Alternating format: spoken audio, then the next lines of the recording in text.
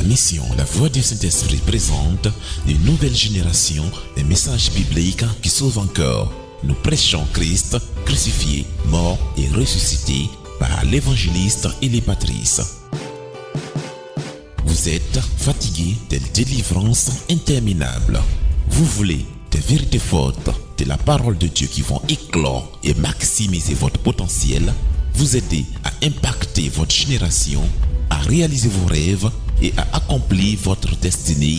Voici des messages précieux qui changeront votre vie à jamais par l'évangéliste Élie Patrice du ministère d'Élie et de la mission La Voix du Saint-Esprit. L'évangéliste Élie Patrice est diplômé d'une licence Bible and Theology de Two Witness Ministries des États-Unis. Il a aussi un diplôme d'évangélisation et d'équipement de ministère de la Mission internationale d'évangélisation de France. Il exerce le ministère comme missionnaire évangéliste, maître de conférences à travers des séminaires de formation, d'impact, de renforcement des capacités, des croisades, des retraites spirituelles et des publications d'ouvrages à succès. Préparez-vous donc pour la transformation, préparez-vous pour une vie victorieuse. Votre degré de connaissance de la vérité déterminera votre degré de liberté et de réussite dans la vie. Votre situation dépend de l'enseignement que vous recevrez et qui moule votre mentalité. C'est l'ignorance qui prolonge les souffrances. Dieu vous bénisse, chers amis, qui êtes nombreux à nous regarder et à partager avec nous la bonne nouvelle de l'Évangile. Dans le message précédent, nous avons abordé le thème suivant. Voici comment Jésus a réglé le problème de délivrance et de liberté. Nous avons expliqué cela en long et en large. Et nous avons donc adressé l'ancien appel à tous ceux qui vivent des problèmes de captivité, de servitude, de possession démoniaque, d'oppression. Cette bonne nouvelle-là, nous avons expliqué comment est-ce que Jésus y a mis fin. Et nous croyons que ceux qui ont invité Jésus-Christ, ayant reçu la vie de la liberté, la vie de la délivrance, alors les possessions démoniaques, les occupations sataniques, désormais sont pour ces personnes un lointain souvenir. Jésus-Christ désormais est seul maître à bord. Continuez donc de grandir dans la foi et dans vos privilèges de l'œuvre de la croix. Et au fur et à mesure, vous serez transformés de gloire en gloire à l'image de ce que vous avez compris de la vérité de l'œuvre de la croix. Aujourd'hui, nous allons aborder un autre thème. Je l'annonce, il s'intitule comme suit. Voici les raisons de la liberté du chrétien. Pourquoi le chrétien il est libre puis il est épanoui à la différence, n'est-ce pas, de ceux qui n'ont pas Jésus-Christ. Il y a une raison à cela. Je voudrais commencer par cette annonce solennelle.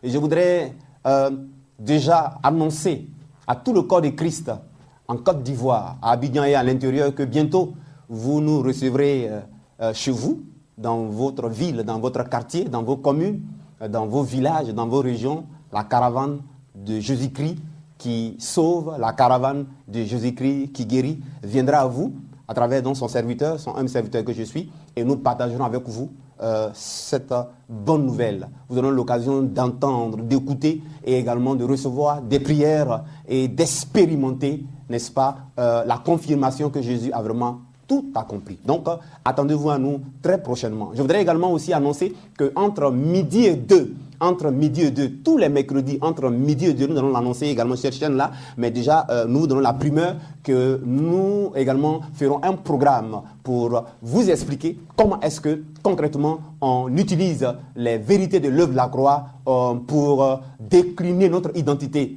face à la création, afin que toute la création désormais se mette à travailler pour nous.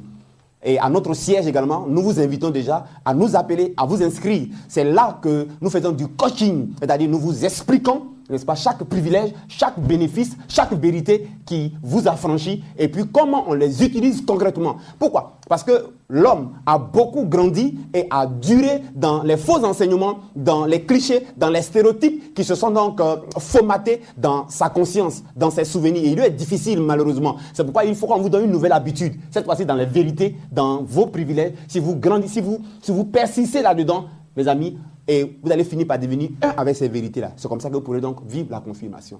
Voici donc l'annonce que je vais donc annoncer. Soyez donc à l'écoute et puis rejoignez-nous massivement et Dieu vous bénira. Alors, concernant notre thème, voici comment Jésus, voici les raisons de la liberté du chrétien. Voici les raisons de la liberté du chrétien. C'est de ça que nous allons maintenant parler. Alors, je vous invite à lire avec moi une portion de l'Écriture. C'est dans le livre de Jean, le chapitre 8, le verset 32. Jean, chapitre 8, verset 32. Vous connaîtrez la vérité et la vérité vous affranchira. Vous connaîtrez la vérité et la vérité vous affranchira. Voyez-vous, il y a une corrélation ici entre l'affranchissement et la vérité. Définissons l'affranchissement. Être affranchi, c'est être libre. Être affranchi, c'est être délivré. Être affranchi, c'est être libre. Le contraire de l'affranchissement, c'est la servitude. C'est la captivité. C'est être comprimé, déprimé et opprimé. C'est être esclave. Mais Jésus même, lui-même, himself dit, par quoi est-ce que vient la délivrance? Par quoi est-ce que vient chrétien et chrétienne? Par quoi est-ce que vient l'affranchissement? C'est la vérité. C'est par la connaissance de la vérité. Et cela est dans la Bible. Vous connaîtrez la vérité et la vérité vous affranchira. Ce qui a franchi des démons, ce qui a franchi des servitudes, ce qui a franchi de la captivité, mes amis, ce n'est rien d'autre, j'insiste et je pèse mes mots, je mets quiconque au défi, ce n'est rien d'autre que la connaissance de la vérité. Mais je me suis rendu compte que ce verset est cité à tort et à travers par tout le monde. Et dans l'explication qu'on en fait malheureusement, c'est faux. C'est faux. Qui est la vérité? C'est ça. La Bible, il y a une logique. Ça s'enchaîne. Il n'y a jamais de contradiction. Alors, qui est la vérité? La vérité, c'est une personne, tout simplement. Jésus lui dit, je suis le chemin, la vérité et la vie. Jean chapitre 14, verset 6. Donc, vous connaîtrez Jésus-Christ la vérité. Voilà ce que ça veut dire. C'est là que vous êtes affranchis. Vous connaîtrez Jésus-Christ qui est la vérité. Et il a dit un jour à Ponce Pilate. Ponce Pilate a dit, mais qu'est-ce que c'est la vérité? Et puis il n'a pas répondu. La vérité, c'est une personne. Donc Jésus dit, si nous arrivons à la compréhension, à la révélation de la personne et de l'œuvre achevée de Jésus-Christ et les privilèges dans lesquels cela nous a installés, c'est alors que nous connaissons l'affranchissement. C'est tout. C'est tout. Malheureusement, on prend ce verset et puis malheureusement on le tord. On le tord et on justifie les délivrances interminables. Et on dit aux gens de rechercher ce que Jésus a déjà accompli pour eux. Ce n'est pas normal. Et on dit non, vous connaissez la vérité et la vérité vous affranchira. Ça, c'est pris hors contexte et ce verset est mal interprété.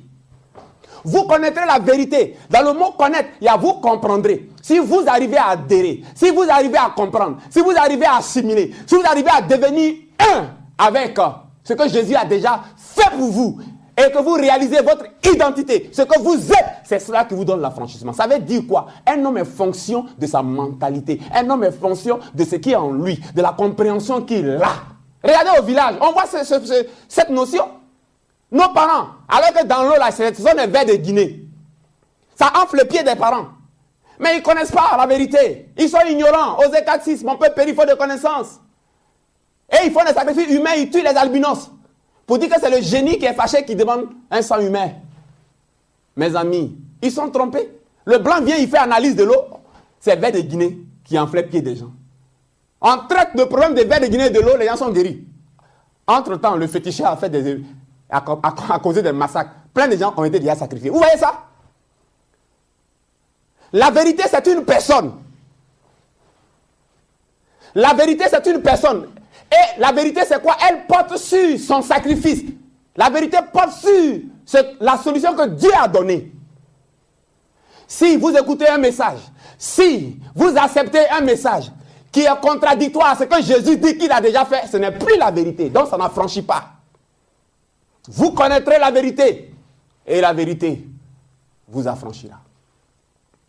Mes amis, il y a une raison à la liberté du chrétien. Il y a une raison à la liberté du chrétien. L'apôtre Paul peut dire dans ses épîtres que s'il vit, ce n'est plus lui qui vit, mais c'est Christ qui vit en lui. La vérité, c'est quoi? C'est que Jésus-Christ, par son sacrifice à la croix, a libéré la vie de Dieu lui-même, qui a une vie d'affranchissement, qui a une vie qui affranchit C'est cette vie qui est affranchie qui est en nous. Nous vivons désormais de la vie de la liberté, de la vie de l'affranchissement, de la vie de l'épanouissement, de la vie du potentiel du Créateur. Voici la vérité qui est affranchie. Voici la vérité qui est affranchie. Voyez-vous, nous vivons de cette vie d'affranchissement. Ayons la conscience de Christ en nous. La prise de conscience de Christ en nous. Et de quelle vie il est. Le chrétien doit être simplement conscient, tout simplement que c'est cette vie-là, dans ses caractéristiques, qui opère et qui agit en lui et qui est dorénavant sa vie. Mes amis, le chrétien, il vit désormais dans sa foi, sur la base de cette vie. Alors le résultat qu'il connaît là, ce n'est que la confirmation. Voyez-vous, ce n'est pas maintenant que Jésus réalise ce qu'il a déjà fait. Hein. Là encore, j'ai constaté sous le soleil des hommes que c'est une erreur. Ce n'est pas maintenant que Jésus accomplit ce qu'il a dit qu'il a accompli. Il dit tout est accompli, c'est fait. Mais aujourd'hui, ce qui se passe, lorsqu'on met la foi dans ce que Jésus a déjà dit qu'il a accompli, on vit la confirmation. Voilà, cela est confirmé dans notre vie. C'est pour ça que la grâce, c'est le temps où on manifeste la foi. Mes amis, alors le résultat n'est que la confirmation de la présence et de l'activité de la vie de Dieu en nous, qui est une vie d'affranchissement. Lorsque le chrétien met sa foi en action, car la foi sans les œuvres est morte, mes amis, c'est alors qu'il vit la confirmation de ce que Jésus a déjà fait et de la caractéristique de la vie de Dieu qui est en lui. Est-ce que ça veut dire que le chrétien ne va pas avoir des problèmes? Si, il aura des problèmes. Mais les problèmes n'ont plus la même signification pour le chrétien que les autres. Les épreuves n'ont plus la même signification pour le chrétien que les autres. Le chrétien connaît la souffrance, il connaît des difficultés, il connaît des épreuves, mais elles n'ont plus la même signification. C'est les moyens par lesquels Dieu fait concourir toutes choses pour son bien. Alléluia. Voici la vraie signification des épreuves. C'est ce par quoi Dieu fait concourir toutes choses à son bien. Alors, qu'est-ce qui se passe? Si le chrétien ressent un malaise, si le chrétien ressent une contrariété, qu'est-ce qu'il doit faire? Il doit simplement dire la vérité que Dieu a eu déjà dit concernant la situation et le concernant. Il doit simplement dire à la situation, s'il fait un mauvais rêve, il doit simplement dire au mauvais rêve. S'il est poursuivi, il doit simplement dire aux choses qui le poursuivent. S'il vit une contrariété, il doit simplement dire à la contrariété que ce n'est pas cette vie qu'il a reçue. Que ce n'est pas cette vie qu'il a reçue et que ce n'est pas son identité. Il doit décliner son identité. Il doit se présenter. Il doit décliner son identité. Pourquoi? Parce que toute la création, visible comme invisible, est conditionnée à n'obéir, à n'écouter, à ne se soumettre qu'au sacrifice de Jésus-Christ, de Yeshua à Mashiach. Mes amis, c'est très important. C'est très important. Alors, quand la Bible dit en Jean, en Jean 8,32, vous connaissez la vérité vous affranchira. C'est de cela qu'il est question. Ici, nous sommes situés au niveau de notre mentalité, au niveau de notre esprit. C'est là que le combat a lieu. C'est un combat entre notre foi dans la vérité contre le mensonge que Satan nous présente par divers moyens. Ça peut être sous forme de rêves, ça peut être sous forme de symptômes qu'on ressent, ça peut être sous forme de diagnostics que les médecins vous présentent. Mais la réalité n'est pas la vérité. La vérité, c'est ce que Jésus-Christ dit qu'il a déjà accompli. D'où l'apôtre Paul dira, combattons ou combattez le bon combat de la foi. Le chrétien, désormais, il est appelé à combattre le bon combat de la foi. Le bon combat de la foi, ce n'est pas les délivrances interminables.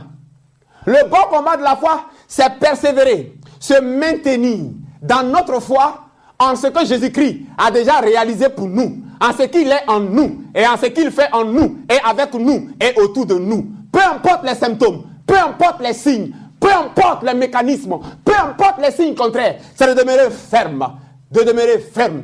L'Éternel dit qu'il est mon berger, alors il est mon berger. Alors que tu n'as rien, je ne manquerai de rien. Il me conduit dans de verts pâturages à cause de son nom. c'est ce qu'il a dit là qui est vrai. Ce n'est pas le contraire que je vois qui est vrai. Voilà, mes amis, c'est la vérité que je démontre dans mes actions, dans ma vie de tous les jours. C'est cela qui confirme mon affranchissement. Mes amis, voilà donc ce qui affranchit une vie. Une existence de ces liens, de ces chaînes, de ces servitudes. En réalité, qu'est-ce qu'on appelle lien? Qu'est-ce qu'on appelle chaîne? Qu'est-ce qu'on appelle servitude? Qu'est-ce qu'on appelle captivité? Ce n'est rien d'autre que le conditionnement mental dans lequel le chrétien se trouvait. Le conditionnement mental. Beaucoup sont conditionnés au mensonge, à ce qu'on leur a dit, et non pas ce que Dieu leur a dit. À ce qu'ils ressentent, et non pas ce que Dieu leur a dit. À ce qu'ils voient dans les rêves ou dans la journée, et non pas ce que Dieu leur a dit. À ce qu'on leur prêche, et non pas ce que Dieu leur a dit. Et ça crée un conditionnement mental. Ce conditionnement mental, c'est cela qu'on appelle lien. C'est cela qu'on appelle captivité. C'est cela qu'on appelle fondement. Quel est le fondement de ta mentalité? Quel est le fondement du mécanisme de tes pensées? Sur quel fondement de compréhension, de vérité, de foi est-ce que tu t'appuies pour agir, pour vivre? C'est là. This is the question. La vérité affranchie. On est libéré de ce conditionnement mental-là, de limitation, de restrictions, par la prise de conscience de nos privilèges dans le sacrifice de Jésus-Christ, par le sacrifice de Yeshua HaMashiach. Alléluia! C'est une question d'identité. C'est une question d'identité. Les raisons de la liberté du chrétien, c'est simplement qu'il sait en qui il a cru et il sait qui il est. Il a compris qu'il y a un seul Dieu. Il a compris qu'il y a un seul Dieu qui le seul a le pouvoir, qui le seul a la puissance, qui le seul a le nom qui soumet tout autre nom et que tout le reste n'est que création et créature de Dieu. Tout le reste n'est que créature de Dieu. Il y a un seul Dieu qui a le seul pouvoir, qui a la seule puissance, mes amis, qui a la seule autorité et le nom élevé au-dessus de tous les noms. Il est le seul qui a la vie divine, la gloire de Dieu, la vie de l'affranchissement, la vie de l'épanouissement, la vie de la mentalité de plus que vainqueur, d'un guerrier, du héros. C'est ça qui affranchit. Alors, le chrétien, s'il est nourri dans la révélation des vérités de son identité, pour transformer sa mentalité, c'est ainsi que les œuvres du diable, que sont son conditionnement mental, sont détruites. Ce n'est jamais par les délivrances interminables. Je mets quiconque au défi. Ce n'est jamais par les délivrances interminables, mais c'est plutôt par l'exercice de l'autorité de son identité en Christ, grâce à la croix. Est-ce que je me dis amen? Parce qu'il nous a affranchis dans la tête et dans notre potentiel et dans notre rêve. Dieu veut maintenant que le chrétien travaille très dur pour assurer une meilleure vie à son épouse, une meilleure vie à ses enfants, une meilleure vie à lui-même et qu'il aide aussi les autres à libérer, à affranchir les autres autour de lui dans le monde, afin que les autres fassent de même pour eux, pour leur famille et leurs prochains autour d'eux. C'est cela être témoin de Christ. Écoutez, le peuple d'Israël était en Égypte pendant 430 ans. Il est dans la servitude, de la captivité, dans des corvées, dans la souffrance, dans les limitations. Vous savez c'est quoi? C'est ça a eu lieu en réalité. L'Ancien Testament montrait simplement ce qui se passe dans la mentalité d'un homme qui n'est pas affranchi. L'Ancien Testament, le salut était beaucoup plus physique. C'est pourquoi les réalités nous étaient montrées, décrites dans la Bible au niveau physique des choses. Le Nouveau Testament nous montre un salut beaucoup plus spirituel et physique. Mais d'abord dans le spirituel. Et ensuite s'étend au physique. Voyez-vous? Non, aujourd'hui là, il y a encore beaucoup de personnes qui sont en Égypte. C'est-à-dire, qui sont dans la servitude, leur vie peut être pitié à cause des compréhensions qui alimentent leur mentalité. Elles sont dans la peur, elles sont dans la crainte, elles chassent les démons à ne jamais en finir, dans des délivrances interminables. Mais quel temps ces personnes vont prendre pour chercher du travail? Quel temps ces personnes vont prendre pour impacter leur génération? Mes amis, c'est lorsque on est affranchi dans notre tête et dans notre mentalité par la vérité de Christ et notre identité, que notre potentiel éclore. Que notre potentiel éclore, mes amis. Ce peuple-là, quand Dieu les libère de la servitude, qu'est-ce qui s'est passé? Regardez le mot, lisez Exode. Lisez tout le chapitre d'Exode. Mais surtout, les 14 premiers chapitres.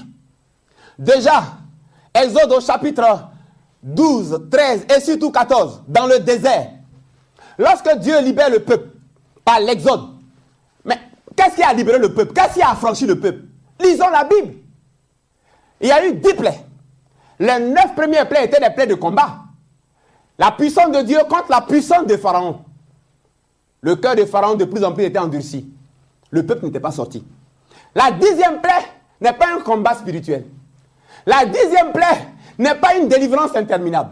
La 10e plaie n'est que simplement la préfiguration, la typologie, l'annonce de l'œuvre de la croix, de Christ crucifié, mort et ressuscité.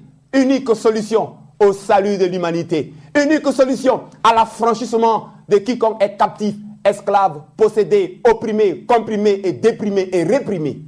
Misérable. C'est la 10e plaie.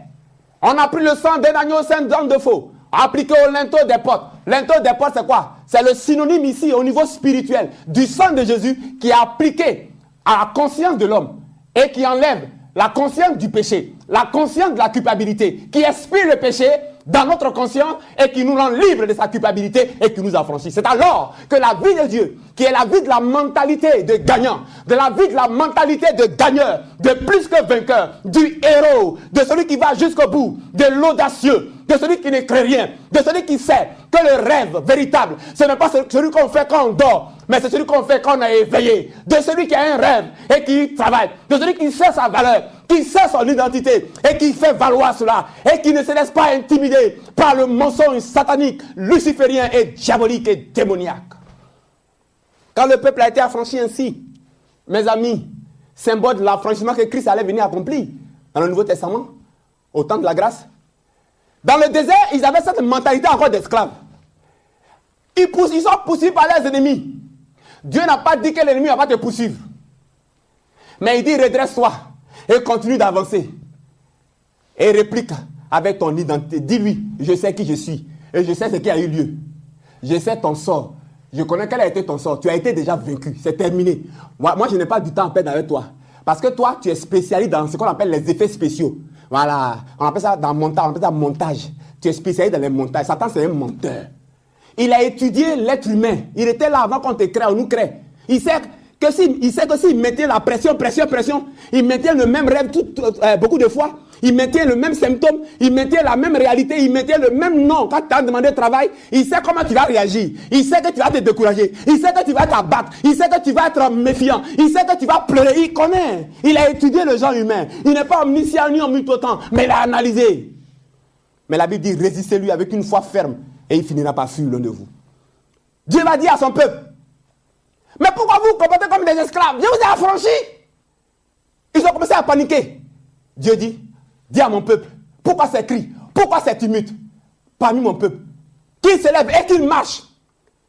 Lorsque Jésus est venu nous affranchir, il est venu nous sauver, en mettant en nous sa vie de la liberté, il a relevé notre vie. Il opère en moi une vie de relèvement. C'est pourquoi ma vie est debout. Il opère dans le chrétien une vie de relèvement. Parce que sa mentalité a affranchi. Donc là, c'est un rouleau compresseur qui est en marche. C'est un héros qui est en marche. Rien ne peut l'arrêter. Nous sommes inarrêtables, frère. Et il a dit à son peuple, ma vie qui est en vous est une vie inarrêtable. Rien ne peut arrêter la vie. Ils ont montré l'expérience. Voilà la mer rouge. Voilà la mer rouge là. C'était pour montrer ça. C'est une vie qui fend les eaux. Si les obstacles sont sous forme d'eau, c'est une vie qui ouvre la mer. Lève-toi et marche. Sinon, est-ce que devant l'eau, est-ce qu'on marche? Pourquoi il peut dire à son peuple, devant l'eau, de marcher? Ils vont se noyer. Mais il voulait leur faire comprendre quelle vie qui est en eux. Quelle vie qui les a affranchis. C'est une vie qui avance, mais qui ne recule pas. c'est une vie qui bouge, c'est une vie de dynamisme, c'est une vie qui brise les barrières. C'est pourquoi devant la mer Rouge, cette vie-là s'est manifestée. La mer s'est fendue, ils sont passés. Mais ils n'ont pas compris ça, ils arrivent encore là, ils voient Amalek, une opposition, un ennemi. Dieu dit, est-ce que vous avez tiré la leçon? Est-ce que vous êtes conscient de quelle vie qui est en vous? La vie du dynamisme, la vie de la liberté, la vie de l'affranchissement, la vie du progrès, la vie de l'avancement, la vie de l'élévation, la vie de l'excellence, la vie de la primauté, la vie de la prestance. Et ils tremblent devant Amalek. Mais cette vie a triomphé d'Amalek. Ils arrivent encore là où il y a des sources d'eau. Les eaux sont amères. Ils disent, oh, l'eau amère, on ne peut pas boire. Il dit, la vie qui est en vous, c'est une vie qui assainit les sources. Ce qui est amer se change en ce qui est doux. L'eau a été changée, assainie. Ils arrivent encore, ils ont soif. Il dit, cette vie est multiforme en caractéristiques. Elle est illimitée. C'est une vie illimitée. Capacité illimitée. Possibilité illimitée. Moïse, tends la main. Cette vie, elle est capable de frapper ce qui est dur et en sortir. Et en sortir le nécessaire. Et en sortir ce qui n'existait pas. L'eau est sortie du rocher. Cette vie se trouve devant les murailles de Jéricho. Elle a le pouvoir de contourner la difficulté, de l'ébranler dans ses fondements et de les couler ensuite. Les murailles ont été alors renversées. Les témoignages sont énormes. Voici donc les raisons de la liberté du chrétien. C'est Christ qui vit en nous. Si nous vivons, ce n'est plus nous qui vivons, c'est Jésus-Christ qui vit en nous. Et ce Jésus-Christ-là, il faut le discerner. C'est la vie de la liberté. C'est la vie de l'affranchissement. Chrétien, lève-toi. Travaille dur pour la femme que tu as mariée là. Et assure-lui un meilleur avenir. Travaille dur pour les enfants qui sont venus au monde là. Et assure-lui un meilleur avenir. Travaille dur pour toi-même là. Afin que ta vie ressemble au témoignage que Jésus a dit. Que tu as la tête et non à la queue. Et arrête de te plaindre. Et arrête de chercher les raisons où il n'y a pas de raison. Car la Bible dit, en Jésus-Christ, tu es une nouvelle créature. Les choses anciennes sont passées. Voici tout est nouveau. Il faut donc nous appeler au numéro qui s'affiche au bas de l'écran. Dans les différentes nations où vous nous appelez, nous voulons des personnes assez sérieuses et recommandables. Nous viendrons à vous avec votre invitation et nous cherchons des représentants qui vont donc permettre à nos ouvrages. Tous ces messages sont contenus dans des livres et dans des CD.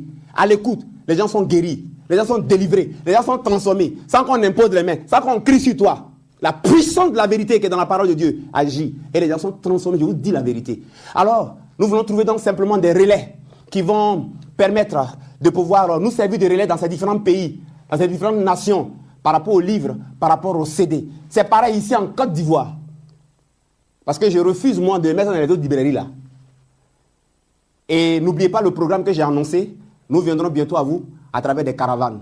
Nous sommes à l'écoute. Que Dieu vous bénisse, car vous êtes affranchis chrétiens. Et toi qui m'as écouté, si tu n'es pas chrétien, tu n'es pas enfant de Dieu, c'est en Jésus-Christ que réside l'affranchissement.